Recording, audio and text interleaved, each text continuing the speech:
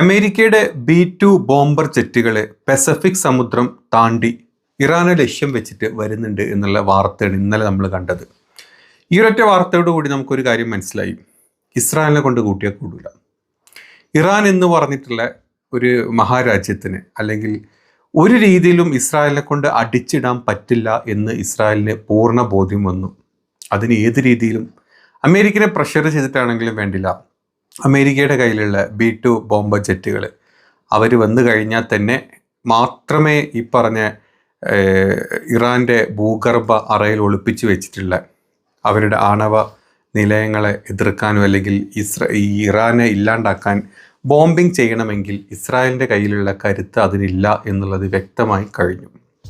എന്തൊക്കെ പറഞ്ഞാലും നമ്മുടെ ട്രംപണ്ണൻ 2 ആഴ്ച വെയിറ്റ് ചെയ്യാൻ പറഞ്ഞിട്ടുണ്ടെങ്കിലും ട്രംപണ്ണൻ ആയതുകൊണ്ട് തലക്ക് സ്ഥിരതയില്ലാത്ത ഒരാളായതുകൊണ്ടും ഇന്ന് ഇവിടെ നിന്ന് കഴിഞ്ഞാൽ നാളെ അപ്പുറത്തു വിടും 2, 3, 4, 5 തോണിയിൽ കാലിട്ട് പൊളന്ന് ജീവിക്കുന്ന ഒരു ജീവി മാത്രമാണ് നമ്മുടെ ട്രംപ്.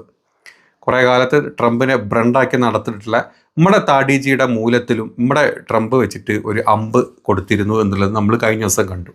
നമ്മുടെ നാട്ടിലെ സംഘികൾക്കും നമ്മുടെ നാട്ടിലെ താടിജിയുടെയും സ്വന്തം ഫ്രണ്ടായിട്ടുള്ള ട്രംപ് അണ്ണാക്കിലാണ് കഴിഞ്ഞ ദിവസം ഈ പറഞ്ഞ മോദിജിയുടെയും അതുപോലെ തന്നെ നമ്മുടെ നാട്ടിലെ സകല സംഘി പരിവാണങ്ങളുടെയും അണ്ണാക്കിലോട്ട് മൂത്രമൊഴിച്ചു കൊടുത്തത്.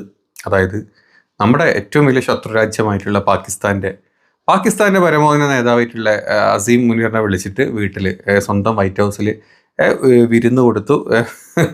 മറ്റേ മൃഷ്ടാന്തം ഭോജനം കൊടുത്തിട്ട് അവസാനം പോകുന്ന വഴിക്ക് എന്നെ ഒന്ന് ശുപാർശ ചെയ്യണം, നോബൽ സമ്മാനം കിട്ടാൻ വേണ്ടിയിട്ട് കഴിഞ്ഞ കുറേ കൊല്ലങ്ങളായിട്ട് ഞാൻ ട്രൈ ചെയ്യുന്നുണ്ട്, നിങ്ങളുടെ സൈഡിൽ നിന്നും കൊണ്ടൊരു തള്ളു വേണം എന്ന് പറഞ്ഞു വിട്ട നമ്മുടെ മോദിജിയുടെ സ്വന്തം ഫ്രണ്ടായിട്ടുള്ള ട്രംപ് ഇതുപോലെ പലവട്ടം നമ്മുടെ ട്രംപ് നല്ല ബ്രണ്ടായിട്ടുള്ള മോദിജിയുടെ അണ്ണാക്കിൽ അടിച്ചു കൊടുത്തിട്ടുണ്ട്. അതൊന്നും നമ്മുടെ സംഘികൾക്കോ അതല്ലെങ്കിൽ നമ്മുടെ മോദിജിക്കോ നമ്മുടെ താടിജിക്കോ അതൊരു വിഷയമേ അല്ല.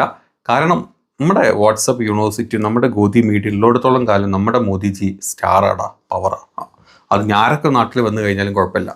നമ്മുടെ നാട്ടിലെ ഈ പാവപ്പെട്ട സംഘികൾക്ക് നമ്മുടെ അമിത്ഷാ പറഞ്ഞ പോലെ ഇംഗ്ലീഷ് പഠിപ്പിക്കരുതെന്നാണ് പറഞ്ഞത്. ഇംഗ്ലീഷ് പഠിപ്പിക്കാൻ പാടില്ല. ഇംഗ്ലീഷ് പഠിച്ചവൻ ലജ്ജിക്കും കുറച്ച് കഴിയുമ്പോൾ, ഹിന്ദി മാത്രം പഠിച്ചാൽ മതി. എന്താ നമ്മുടെ വാട്സപ്പ് യൂണിവേഴ്സിറ്റിയും നമ്മുടെ ഗോദി മീഡിയ ഒക്കെ ഹിന്ദിയിൽ മാത്രമേ ന്യൂസ് ചെയ്യാറുള്ളൂ. അപ്പം ഇനി എങ്ങാനും ഇൻ്റർനാഷണൽ ന്യൂസ് കണ്ട് സത്യാവസ്ഥ മനസ്സിലായി കഴിഞ്ഞാൽ മോദിജിയുടെയും നമ്മുടെ സംഘികളുടെ കണ്ണാക്കിൽ പിരിവെട്ടും എന്നുള്ളത് കൊണ്ട് തന്നെയാണ് നമ്മുടെ അമിത്ജി ഇമ്മതിൽ അമിട്ട് പൊട്ടിച്ചതും. അതൊക്കെ അവിടെ മാറ്റി നിർത്തുന്നതിൽ നമ്മൾ പറയാൻ വന്നത് കേട്ടോ. അപ്പം അമേരിക്കയുടെ B-2 ബോംബ് ജെറ്റുകൾ ഈ ഇറാനെ ലക്ഷ്യം വെച്ച് വന്നിട്ടുണ്ടെങ്കിൽ ഒരു കാര്യം ഉറപ്പാണ്, ഈ ബങ്കർ ബേസ്റ്റിംഗ് ബോംബുകൾ ഉള്ളത് അമേരിക്കയുടെ കയ്യിൽ മാത്രമാണ്. ആ ബോംബ് ഉണ്ടെങ്കിൽ മാത്രമേ ഇറാൻ്റെ ആണവ കേന്ദ്രങ്ങളും അല്ലെങ്കിൽ മിസൈൽ ഒളിപ്പിച്ച് വെച്ചിട്ടുള്ള ഭൂഗർഭ അറകളും പൊളിക്കാൻ പറ്റുള്ളൂ. അപ്പോൾ ഇത്രയും കാലം നിങ്ങൾ ചിന്തിക്കുന്നുണ്ടാവും, ഇത്രയും കാലം അമേരിക്കനേക്കാൾ വലിയ ശക്തിയാണല്ലോ ഇസ്രായേലിൻ്റെ അപ്പുറത്തോട്ട് വേറെ ആരും ഇല്ലല്ലോ, ഇസ്രായേലിന് പറ്റാത്തൊരു കാര്യം ലോകത്ത് ആർക്കും പറ്റൂലല്ലോ എന്നൊക്കെ നമ്മൾ ചിന്തിച്ചത്. പക്ഷേ ഈ കഴിഞ്ഞ ഒരു 7-8 ദിവസം കൊണ്ട് നമുക്കൊരു കാര്യം മനസ്സിലായി. ഇസ്രായേൽ എന്ന് പറഞ്ഞാൽ ഊതി വീർപ്പിച്ച് വെച്ചിട്ടുള്ള ഈ അയൺ ഡോം ഊതി വീർപ്പിച്ച് വെച്ച പോലെ തന്നെ ഇസ്രായേൽ എന്ന് പറഞ്ഞാൽ ഊതി വീർപ്പിച്ച് വെച്ചിട്ടുള്ള വെറും ഒരു ബലൂൺ മാത്രമാണ്. ഒരു ചെറിയ കൊത്ത് കിട്ടിയ അപ്പം തന്നെ പൊട്ടിത്തെറിക്കുന്ന വെറും ഒരു കാറ്റ് നിറച്ച ബലൂൺ മാത്രമാണ് ഇസ്രായേൽ നമുക്ക് കഴിഞ്ഞ കുറച്ച് ദിവസം കൊണ്ട് മനസ്സിലായി.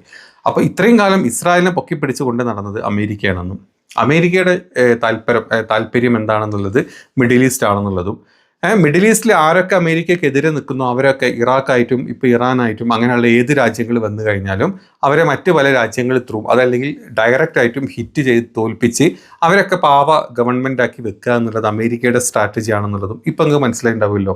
അതെ, മനസ്സിലാക്കണം. അതാണ് സത്യാവസ്ഥ.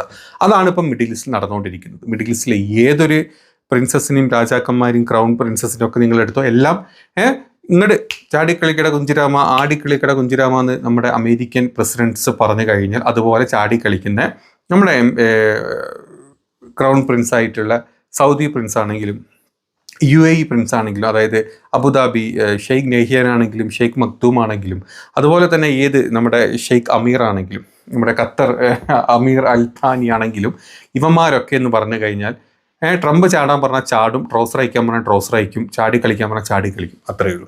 അതില്ലാത്തൊരു രാജ്യം ഇറാൻ മാത്രമായിരുന്നു. അല്ല, അതിന് മുമ്പ് ഇറാഖായിരുന്നു. അവരില്ലാണ്ടാക്കി, ഇല്ലാത്ത പേരിൻ്റെ പേരിൽ ഇല്ലാത്ത എല്ലാ കാര്യങ്ങളും പറഞ്ഞിട്ട് ഇതുപോലെ തന്നെ ഇപ്പം ഇറാൻ്റെ കയ്യിൽ ആണവായുധങ്ങളുണ്ട്, തീർക്കണം എന്ന് അമേരിക്കയും അതുപോലെ തന്നെ ഇസ്രായേലും പറഞ്ഞ പോലെ തന്നെ 2002 സമയത്ത് ഇതേപോലെ തന്നെ ഇറാഖിൻ്റെ കയ്യിൽ പലതരത്തിലുള്ള വെപ്പൺസും ഉണ്ട്. അത് ലോകത്തിന് തന്നെ മോശമായിട്ട് ഭവിക്കും, അല്ലെങ്കിൽ ലോകത്തിന് അവർ ഇല്ലാണ്ടാക്കുമെന്നും പറഞ്ഞിട്ട് അന്ന് അമേരിക്കയുടെ പ്രസിഡൻ്റായിട്ടുള്ള ജോർജ് ഡബ്ല്യു ബുഷ് അല്ലെങ്കിൽ അവരുടെ കൂട്ടക്കാരെല്ലാവരും കൂടെ ചേർന്നിട്ടാണ് ആ ഒരു രാജ്യത്തിന് ഇല്ലാണ്ടാക്കിയതും. അവസാനം അവിടുന്ന് ഒരു ബോംബ് പോയിട്ട് ഒരു മുട്ടുസൂചിയെങ്കിലും കണ്ടുപിടിക്കാൻ പറ്റുമോ എന്ന് വെച്ച് കഴിഞ്ഞാൽ ഇല്ല, അതാരും ചോദ്യം ചെയ്യാൻ പോകുന്നില്ല. അപ്പം അതാണ് മാറ്റി നിർത്താം നമുക്ക്.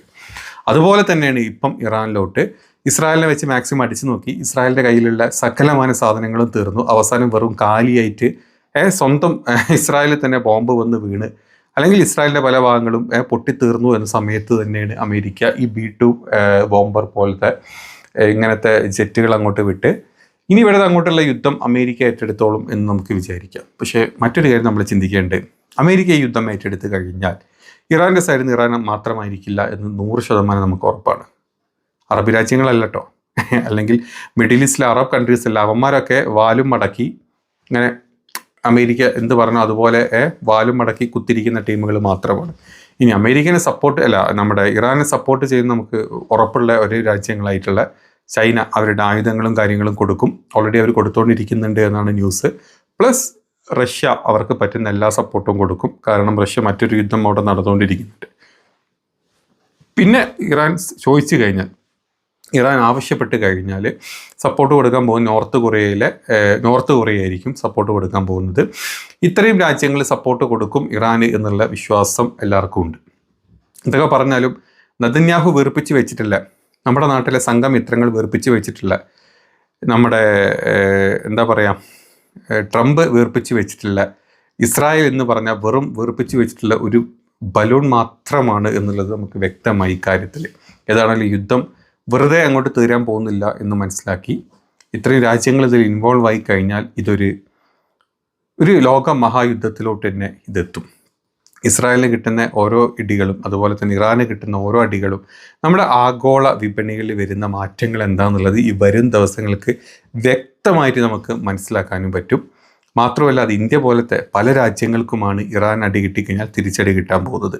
അത് ഈ അവസ്ഥയിൽ നമ്മൾ ചിന്തിച്ചു കഴിഞ്ഞാലുണ്ടല്ലോ, ഈ രാജ്യത്ത് ഇപ്പം ഇറാനിലാണെങ്കിലും ഇത് എഫക്റ്റ് ചെയ്യാൻ പോകുന്ന അവിടുത്തെ സാധാരണ ആൾക്കാർക്ക്. അവിടെ ഭരണം മാറിക്കഴിഞ്ഞാലും അല്ല ഭരണം മാറിയിട്ടില്ലെങ്കിലും അത് അവിടുത്തെ പൊളിറ്റിക്കൽ ലീഡേഴ്സിൻ്റെയും അതല്ലെങ്കിൽ ആത്മീയ ലീഡേഴ്സും അവരുടെ കാര്യം. പക്ഷേ ഇതിൻ്റെ കൂടെ ഏറ്റവും കൂടുതൽ അടി കിട്ടാൻ പോകുന്നതും മരിക്കാൻ പോകുന്നതും കാഷ്വാലിറ്റീസ് വരുന്നതും വീട് നഷ്ടപ്പെടുന്നതും പട്ടിണിക്കാവുന്നതും ആ നാട്ടിൽ ഈ രണ്ട് നാട്ടിലും സാധാരണ ജനങ്ങളായിരിക്കും. പിന്നെ യുദ്ധം വേണം എന്ന് പറഞ്ഞ് നടക്കുന്നവന്മാരാണ് ഈ രാജ്യത്ത് മറ്റ് പലരും ഉണ്ടെങ്കിൽ അവന്മാരത് അനുഭവിക്കുകയും ചെയ്യും. അപ്പോൾ ഈ രീതിയിലാണ് കാര്യങ്ങൾ പോകുന്നത്. ഇന്ന് ഈ പറഞ്ഞ B-2 ബോംബേഴ്സ് അവിടെ എത്തിയിട്ടുണ്ടെങ്കിൽ അവർ ബോംബ് ഇട്ട് കഴിഞ്ഞാൽ ഏത് രീതിയിലാണ് ഇറാൻ തിരിച്ചടിക്കാൻ പോകുന്നതെന്ന് സ്വപ്നത്ത് പോലും നമ്മൾ പറ്റുന്നില്ല. കാരണം സ്വപ്നത്ത് പോലും വിചാരിക്കാത്ത കാര്യമാണ് നമ്മളിപ്പം ഇസ്രായേലിൻ്റെ ഈ ഒരു തോൽവി, അല്ലെങ്കിൽ അമേരിക്കനെ കൂട്ടുപിടിച്ചിട്ട് അല്ലാണ്ട് ഞങ്ങളെ കൊണ്ട് പറ്റൂല, ഞങ്ങൾ മുക്കിയാൽ തൂറാൻ പറ്റൂല, അമേരിക്ക വന്നിട്ട് ഞങ്ങളുടെ ആസനത്തിൽ കൈയിട്ട് കഴിഞ്ഞാൽ മാത്രമേ ഞങ്ങളെ കൊണ്ട് തൂറാൻ പറ്റൂ എന്ന് നെതന്യാഹു ഈ പറയേണ്ട അവസ്ഥ വന്ന് അമേരിക്ക അവിടെ വന്നിട്ടുണ്ടെങ്കിൽ ഈ യുദ്ധം ഒരു ചെറിയ യുദ്ധമായിട്ട് ഒതുങ്ങി തീരാൻ പോകുന്നില്ല എന്നുള്ളത് വളരെ വ്യക്തമായിട്ടുള്ള കാര്യമാണ്.